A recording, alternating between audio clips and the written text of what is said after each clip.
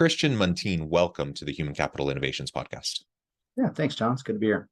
Yeah, it's great to be with you. I'm south of Salt Lake City in Utah. Where are you joining us from today, Christian? Anchorage, Alaska. Anchorage, wonderful.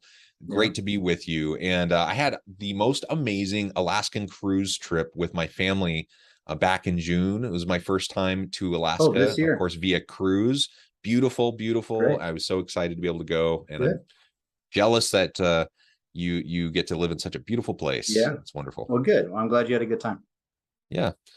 Well, today we're going to be talking about what catches most people by surprise when they're in a new executive role. Now, this certainly applies to CEOs. A lot of times, people take on that first CEO role, but really it could apply to any executive role, any senior leadership role, because it's just a different beast. It's a different thing altogether that most people really haven't experienced, right? And it doesn't even speak to their competencies and capabilities in other adjacent areas.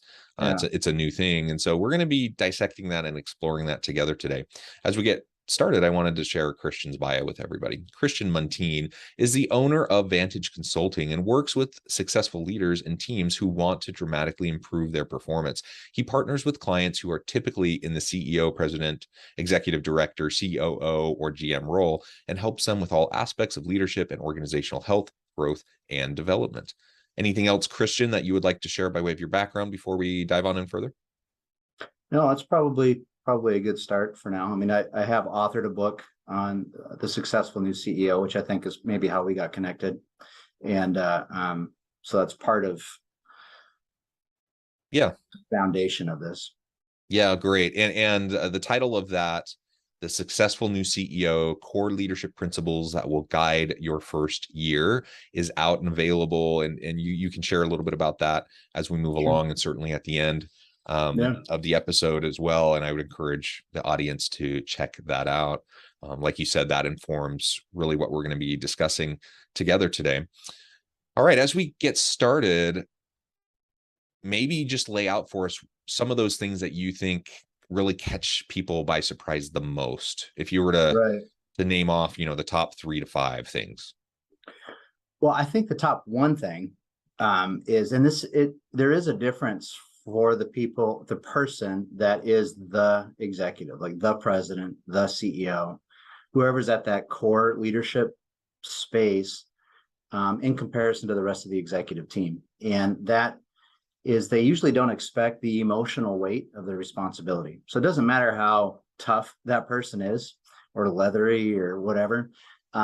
What I keep finding with my clients, I do a lot of executive coaching and consulting, is that somebody may have been, let's say, a COO or a CFO for decades, very, very successful, large organization, and now they're promoted into the CEO position.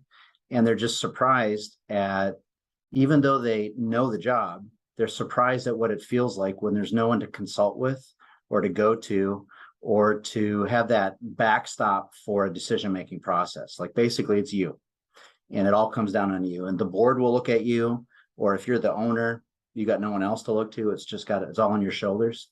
And that's the thing. I think that all on your shoulders feeling is the biggest surprise that I think most people don't anticipate when they come in. Yeah, and I've experienced that to a limited extent, and it really can be overwhelming to be in that situation. And especially if you've never experienced anything like it, and especially if now you've taken the helm and your organization is facing some really significant challenges, or tragedies, or say you're a brand new CEO immediately prior to the pandemic hitting, and then like trying to figure out how to shift your workforce virtual or whatever. Like, those types of things happen, they catch you off guard. And like you said, you are the decision maker. You're the one. Hopefully you're leaning on your team, and hopefully you have trusted advisors, and hopefully you have all that, but ultimately the buck stops with you, and you have to make the decision and live with it. And that is a tremendous weight, especially when your decisions are going to impact the people in the organization, right? And so you want to make the best decision possible. I do believe most leaders want to do right by their people and make the best possible decisions. it can become debilitating. And that's when you get into analysis paralysis, and like, you don't want to make Yeah. the decision because you're concerned about, what the impacts will be. And so then you Yeah. end up just churning, right? Yeah. Yeah. And that's one of the common errors that people will make when they come in is they stop making decisions, or they take too long to make the right decision. There's other errors too, like they may try to find the decision that pleases the most other people, and that's always an error. It's trying to make people happy won't. But that's another way that kind of it can manifest in a lot of different ways. But that's that element of it's all on me is the thing that I find that's a challenge. It generates errors in the sense of some people kind of lean into it also. They do what I call a new sheriff in town kind of approach, and they'll come in and start making big decisions without fully understanding the dynamic or the environment that they're operating in, or they feel like they need to assert themselves kind of out of insecurity. They feel like they need to insert themselves in some way. It's not always out of insecurity. I don't want to suggest that. And I will say that most of the leaders I work with, when you talk to them, you get introduced to them, they come across as they are confident, successful people, very smart, very capable. But there's this thing, it's that kind of thing, that voice in the back of your head of that second guessing. Are you sure this is the right decision, or is that really the right thing you should be doing? And that's where I see a lot of people get stuck. Yeah. And I'm thinking of one in particular right now, who is fresh in this new senior executive role, who got stuck, really, all of a sudden they were blindsided a little bit, I think maybe a little naive about some of the politics that they were encountering, and stepping into just the messy people dynamics that they hadn't really fully anticipated. And so then they felt like, okay, I need a pause. I need to like basically figure all this out, get the lay of the land before I do anything. And that's kind of where they've been stuck for close to a year. Oh, really? is like not actually being able to move forward. And I get it. Like you do want to listen, you want to learn, you want to see what's going on, you want to figure out where the landmines are, if at all possible. Like all of that is important, but organizations can't wait around, for 6 months or a year. Right. And so you're inadvertently, you're trying to be deliberate, you're trying to be thoughtful, you're trying to be, really data driven. But in the meantime, all of the decisions that need to be made are passing you by, and they're becoming you're becoming obsolete and irrelevant, right? Because you're not responding. Yeah, people learn to work around you because they can't rely on your leadership. Yeah. One of the ways that what I typically recommend to deal with that is action. I think action beats anxiety. I think it helps push people forward. But it's knowing the right kind of action. And I don't think that initially the right action is necessarily decisions. I think the first best actions are usually curiosity. And so I usually encourage leaders that are new to expect to spend their first 60 to 90 days asking a lot of questions. Obviously, decisions will need to be made in that period of time. And if you're stepping into a point of crisis, then that's an entirely different ballgame. But, in most situations, you're not. And so when you're walking in, I encourage people to ask a lot of questions that are really focused around the strengths of the organization, the strengths of departments, the strengths of key staff, just kind of basically the idea is to inventory the strengths that you have to build on. And then the second thing I often encourage my clients to do is to sit down, especially with key employees, and interview them around what are their desires and goals for the future of the company.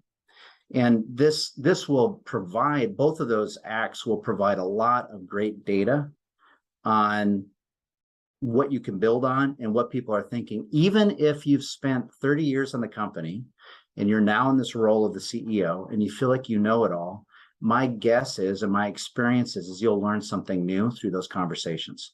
People will talk to you in a different way than what they've talked to you before. Additionally, just the act of asking those questions will generate a level of trust and credibility that will allow you to make potentially more difficult decisions later, or cover you if you make mistakes later. People will be more gracious if they feel like you've taken the time to understand what they really want, where they really want to go, and you're trying to move in those directions. But once you know that, you know the strengths of the organization, you know what people really want. And some of the biggest desires that people may have may not be the most strategically important desires to pursue, but they may be really quick and easy wins that help you demonstrate that you can act on behalf of your people and produce results. And it's important to get those kinds of quick wins in early. They don't have to be massively significant in terms of like generating a lot of profits or moving you significantly towards your mission goals. Although if you can, that's great. But if they feel important to people, it's important. I'm thinking of a board I served on for a large nonprofit, and one of their departments was a homeless shelter. And so there was some real challenges with staffing at the homeless shelter, as you might imagine, as a mass shelter. And we assumed there was issues outside of, but we didn't know. We were making guesses. And so we thought, well, we should ask what actually is going on. And it turned out that people were just concerned about parking. They felt unsafe walking to work, which was not something that we had guessed. It wasn't something that any of the directors of the program had guessed. And if we hadn't asked them, we would have launched into actually some very expensive initiatives to try to solve what we thought the problem was, when all we really needed to do was to solve the parking problem, which was relatively easy to do. And it helped our staff out a lot, but we wouldn't have known if we hadn't asked. Yeah.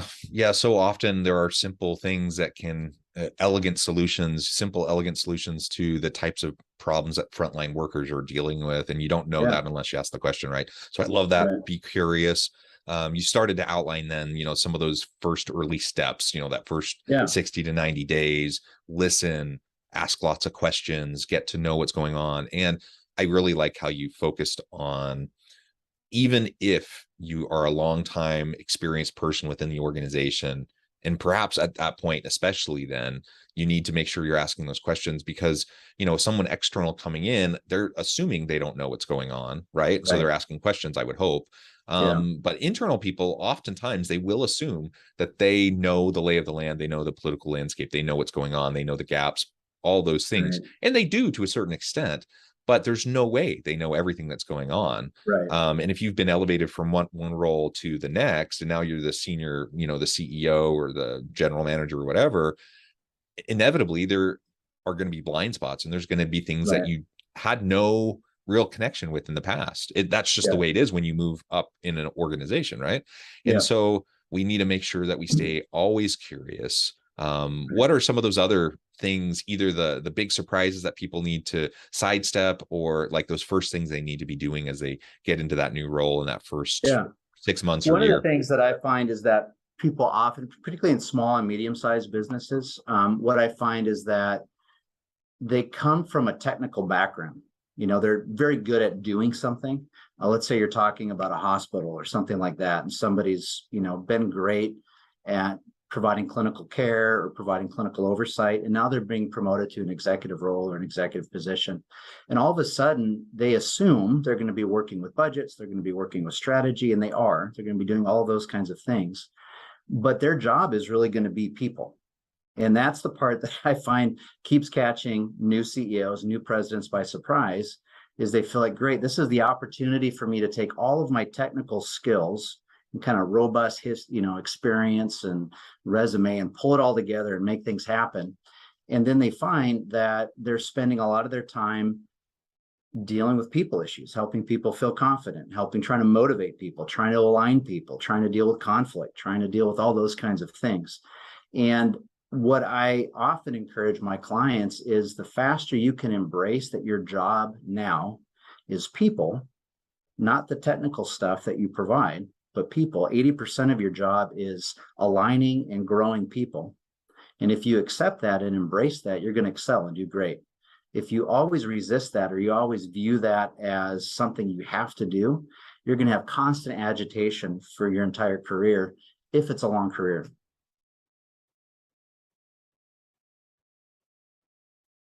That's right. If it's a long career, because the reality is, if you're not focusing on people and relationships when you're in leadership positions, you're probably not going to be very successful in the long run, because it's the Not people. likely, no. Yeah, it's the people that are going to drive sustainable growth, sustainable Right, innovation, sustainable change, and it's your people that make you look good. right, Once you move into those sorts of roles, you do have technical expertise. Clearly, you've been successful in your career. That's why you were in a position to show your skills and your success and to be elevated into those types of roles. But when you're in right. that kind of a role, you're no longer the one that's expected to be the technical expert. You have teams Exactly. of people to do all Yeah, of those things, yeah, and it's leveraging their potential that will get you to where you want to be, and that's what yeah. makes you look good as a senior leader.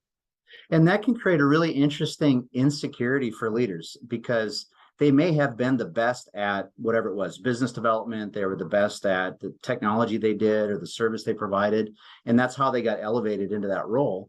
And then now they've got a job that's completely different. And what their skills were and what their previous successes were don't directly relate to their current responsibilities or don't directly relate to it. And all of a sudden they find I have to deal with people, I have to deal with strategy, I have to deal with a set of decisions that I don't have this background or these skills necessarily, or they're maybe not as finely honed in this space. And the challenge that comes up in that space is they go from sometimes being the smartest or one of the smartest people in the room to now not so sure that they are anymore and not knowing what to do with that. And that feeling of, do I really know? Do I really have my hands on the handles here or not can be challenging for a lot of leaders. And it's this real subtle shift that takes place because, particularly if you have somebody who was promoted as opposed to being hired in, they may feel like they really understand it. They're the COO, they're CFO, they're kind of running a lot of the organization. But now all of a sudden, it's just changed, and what their actual job is has changed, and that catches people by surprise. That identity piece of of whether or not they still are the smartest person in the room, and then that challenges, ego and humility and all of those things. And are they willing to? It goes back to that Jim Collins research of Good to Great, of discovering that the greatest, most effective leaders were people that were truly humble, or described as humble in their companies. But it's difficult for people to pursue that because they feel like you have to be the big man, the big woman who Yep. knows everything. Yeah, and so it's checking your ego at the door. That's really hard. Yeah, It's yeah, hard for anybody, but it you've had is. a successful long career. You've been elevated into a role of high importance, high Right, visibility, high influence. It's natural, and you're usually surrounded by sycophants by that point who tell you what yeah, you want to hear. So it's really hard to not drink the Kool-Aid and right, to not fall for your own uh narrative, around how great you are. And right, you can be wonderful and great and capable and all those things and still not know everything. And that's the right. reality. And so we need to stay curious, be humble, check our ego at the door, because Yeah, it's not about us. If you're the CEO and it's all about you, there's a problem, and it's going to right, become a toxic environment where yeah, people are going to really be in some cases scared, right, to speak up and to share, to push back, whatever. Ultimately, though, you're not going to get the best out of people around you right, when you're an ego-driven leader, right. an ego-driven executive. Yeah, Any thoughts on how to help new CEOs counteract that? Because again, there's this idea of executive presence, and you need to like show yeah, your confidence, and there's something to those characteristics, yeah, but particularly new leaders oftentimes, that whole idea that you said, the new sheriff in town, like they feel like they have to go out of their way to show their power and yeah, their control over the situation and their confidence and everything. How do you help particularly that new leader yeah, recognize the need to lean into the messiness and their humility and kind of more of right. a servant leader mindset? Yeah, no, that's a great question. And um, there's a couple of things. One is I think it's important to surround yourself with people who are better and smarter than you at something else. So, whether it's joining some kind of a a peer mentoring group, or engaging with a coach, or having a mentor of some kind, but someone that you look up to, who is not afraid of you, who isn't that impressed by you, who can ask you tough questions, and just can see right through all of the images that we put up of ourselves. I think that's really important to cultivate relationships like that, and that helps break down it's lonely at the top syndrome as well. If you actively cultivate relationships. I actually just got back from, I'm in Alaska. I just got back from a mastermind event in Cancun, where I specifically flew all the way over there because I wanted to meet with a group of other leaders and successful people in business, because I wanted to be in an environment where, because I'm a consultant, so kind of professionally, I provide answers for people, and I can breathe a lot of my own air in that space. And I wanted to be in a space where I was with people who are not going to be impressed by that. And I can be challenged just in my own personal growth by other very successful people. And I think it's important to find dynamics like that. The other part of it is, you'd mentioned servant leadership, and that's really a key, and it's hard, it's slippery in understanding that for a lot of people. But I think if your orientation is how do I do a good job? How do I prove myself? You're going to end up in the wrong direction. But if you try to figure out what is it that will really serve this company or this organization the best, both in terms of the alignment we need to accomplish our goals, what will best serve the people along the way, what will serve our customers the best, and figuring out how do I accomplish those things, it creates a great way for you to express a lot of that energy that is there, that a new leader hopefully will have. You can express it all through that, but it's not oriented towards building yourself up. It's oriented towards accomplishing results on behalf of the people that are impacted by your leadership. And when you really focus on that, I find that there's a relief that is experienced by the leader, because they no longer have to prove themselves in the sense of, I need people to see me as confident, smart, all-knowing, etc. You just produce results on behalf of other people. And what happens is they tend to respect you in exchange, because you're producing for them. But the pursuit of respect doesn't actually generate respect. Kind of like pursuing happiness doesn't create happiness. But if you pursue the things that build happiness, you become more likely to be happy. It's the same thing with respect and credibility and so on. Yeah, well said, Christian. Well, Christian, this has just been a really fun conversation. I know we've just scratched the surface, but that's why you have a book. So before we wrap things up for today, why don't you share with the audience how they can connect with you, find out more about your work, your consultancy, your book, where they can find that, and then give us a final word on the topic for today. Sure. Well, you can find more about me at christianmuntean.com, and that's the best place to get a hold of me and my stuff. I have a lot of free material too, if people are interested in that. And the book you can find on Amazon or Barnes & Noble, or pretty much anywhere that they sell books. You can get a copy of that. It's The Successful New CEO. And I think as far as new leaders, that just to reinforce as a final thought, reinforce what we had just said, is I think focusing on what produces results for your people and builds your people is really the most valuable and productive place for a CEO to focus. If they're unsure of what to do, that will never let you down. Yeah, well said. Christian, thank you so much. It's been a real pleasure. I encourage my audience to reach out, get connected, find out more about what Christian can do for you. Check out the book. And as always, I hope everyone can stay healthy and safe, that you can find meaning and purpose at work each and every day. And I hope you all have a great week.